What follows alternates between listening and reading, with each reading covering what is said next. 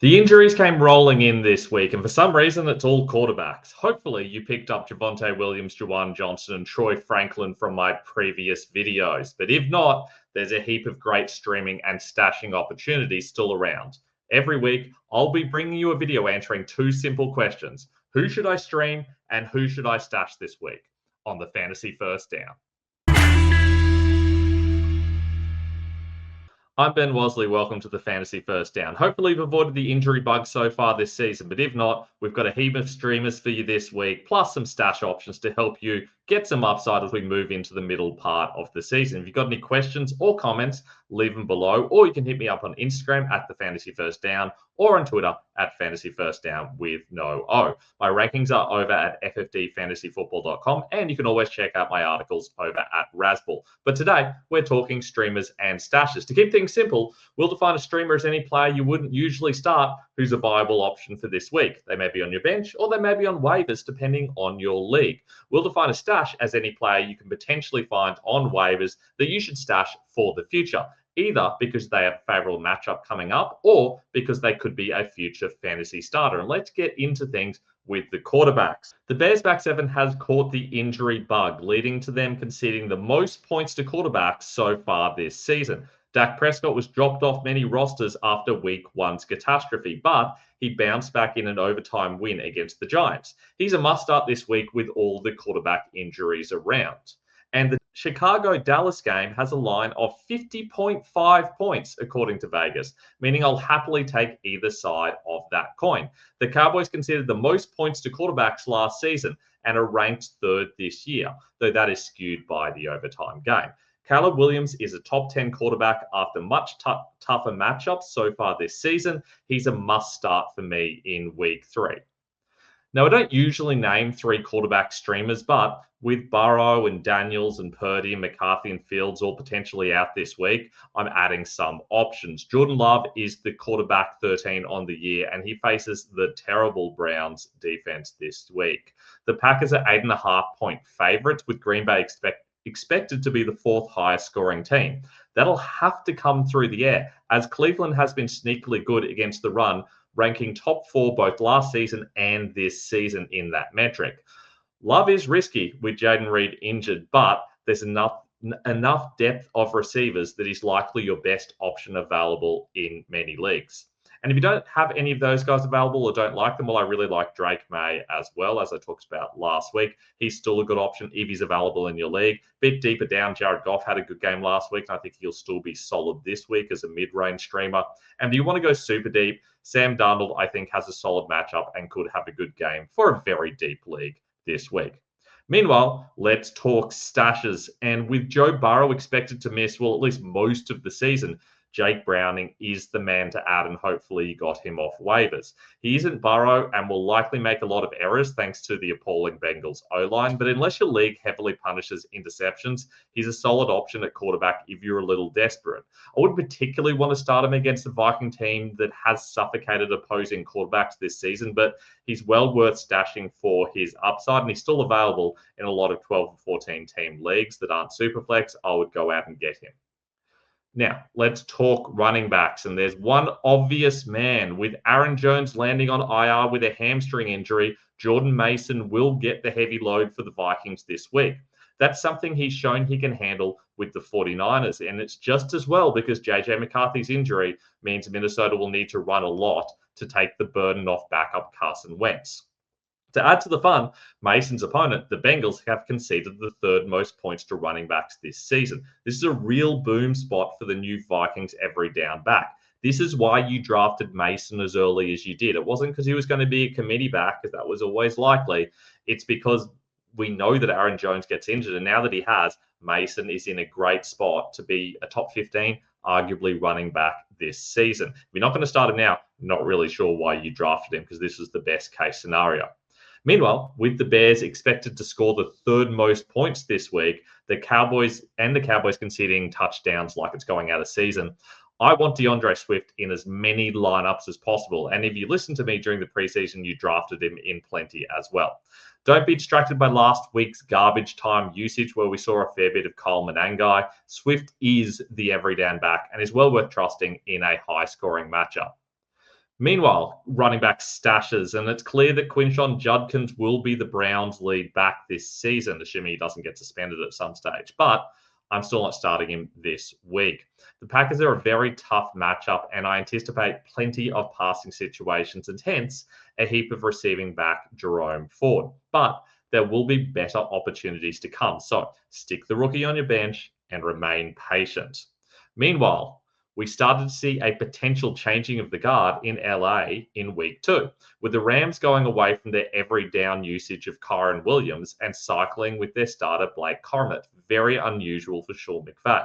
Corum looked the better of the two as well, suggesting he might just win the job on merit at some stage. I'm picking him up in literally all of my leagues where I don't already have him, just in case of an injury or a run at the top spot. Because if Corum gets this job outright, he could arguably be a top 10 back, as we've seen with Kyron Williams the last couple of seasons.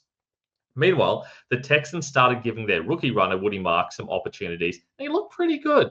Marks was one of my preseason favorites as I had him in College Dynasty last year and I knew how good a receiver he could be. He's got the potential to be a great every down player, but he lacks the upside in an offense with a middling O-line and Nick Chubb and Joe Mixon and Dare Ogunbowale hanging around getting in the way.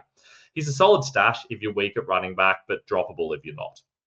Now, running backs get injured more than any other player in fantasy, with the average top 36 running back missing 2 games per season in fantasy. For that reason, your best bet in fantasy is to roster running backs who are an injury away from an every down role. Each week, I'll be listing my favorite running back stashes, only including players you wouldn't be starting most weeks. My favorite at the moment is Zach Charbonnet, followed by Blake Corum, who I talked about, but I also really like Brian Robinson. If there's a McCaffrey injury, you know he's going to be good. Same thing with DJ Giddens for the Colts. Rashad White's been popular of late because he got a lot of usage last week. I think that's just because they played 80-plus snaps. He's still behind those guys. Trey Benson is starting to look like potentially taking over from James Conner as the season goes on. Najee Harris looks better for the Chargers and could easily take over from Hampton if there's an injury. Braylon Allen and Ray Davis are always near the top of this list. Kendrick Miller looked good as the clear backup in New Orleans and may even take over the job if they get totally out of the playoff hunt later on in the season and want to move on for Alvin Kamara. Rico Dowdle was a bit disappointing, so he drops down this week. Kareem Hunt is a solid option, but nothing special. Caleb Johnson, clear number 3 at the moment, and may even be inactive if he's not going to be used on special teams, as they have suggested. And Ollie Gordon is last on the list. We know that Wright's coming back this week, so Gordon's pretty much drops off this handcuff list for me. Now let's talk wide receivers. I'm going to talk streamers. Former top 10 draft pick Rome Odunze seems to be the new number 1 in Chicago. This season he's played more snaps, received more targets, and just generally been more effective than DJ Moore.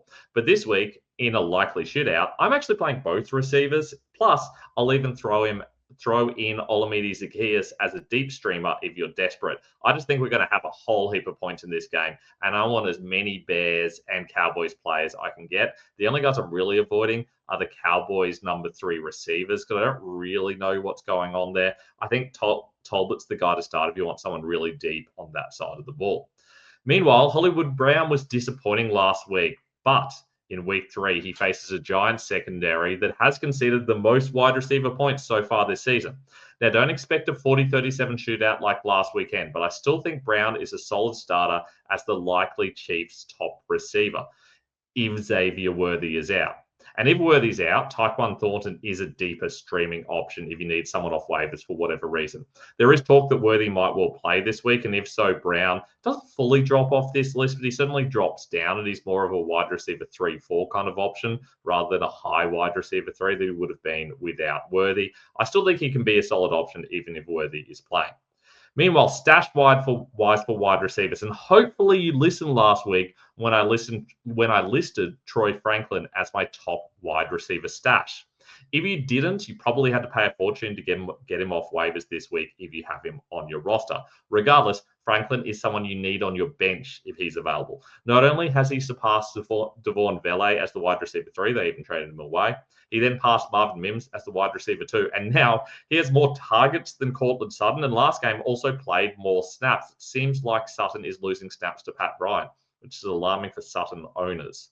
I'm wary of starting Franklin at the moment, though, especially against the Chargers, but there's upside to come this season for the youngster in his second year. Now, I don't often do this, but here's a stash for your dynasty and super deep redraft leagues. Jameer DK has started to take snaps away from slot receiver Tyler Lockett. They were pretty much an even split last week. And I do think DK could well emerge as the starter sooner rather than later.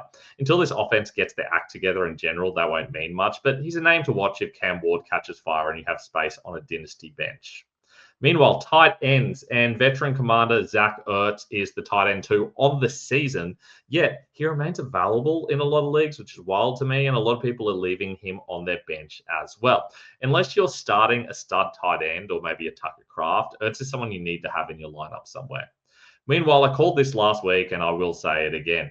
Juwan Johnson has to be in your lineup every single week. He's playing almost every snap. I think he's missed 4 all season out of the 150 odd the Saints have played. And he's got 20 targets through 2 weeks. He will slow down once Foster Moreau returns, but for now, he's an absolute must start. Meanwhile, as a stash option, Jatavian Sanders was one of my favorite dynasty tight ends last year as a day 3 pick out of Texas in 2024. He's another one I had in college fantasy and really liked. He's a strong receiver, but a mediocre blocker. He struggled to move ahead of the mediocre Tommy Tremble on the depth chart, but that's started to change. He's playing close to 70% of snaps, and if he continues to have his play improving, then that number will continue to rise. If that occurs and Bryce Young continues to target him in over half a dozen times each game, he'll be a starting tight end for fantasy. But for now, just stash him away and wait. Now let's talk kickers and DST. And for many years, the Ravens kicker has been someone to target and not just for crime-fighting authorities. With Justin Tucker moving on, it's now Tyler Loop who has become the fantasy asset. The implied total for Baltimore this week is 28.5 points, meaning a lot of opportunities for the rookie. Plus, if you don't love streaming kickers because you hate winning, I guess, or something, Loop is likely someone you can rely on for solid points most weeks. Meanwhile, John Parker Romo, or is it John Parker or Parker Romo or John Romo or JP Romo or Rom Money or the Romo Romper or John Kicks. So I don't know what he's called.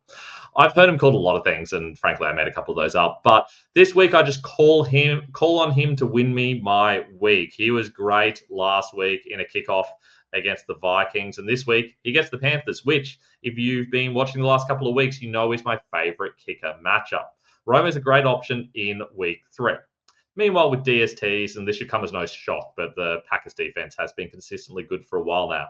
But the addition of Micah Parsons adds a lot for fantasy. After stifling playoff contenders in the first 2 weeks and getting 8 sacks, the Browns in week 3 should be an absolute walk in the park. If they're available in your league, and were in a couple at the start of the week, then I do suggest that you pick them up. Meanwhile, the Falcons are bizarrely the top DST on the season. That's based on Fantasy Pros scoring, which is what I always use based on my rankings. That's despite a very poor week 1 in which they scored like 1 point. It's amazing what happens when you improve your O-line, hey? Your D-line. This week, they face my favorite DST opponents, the Panthers again.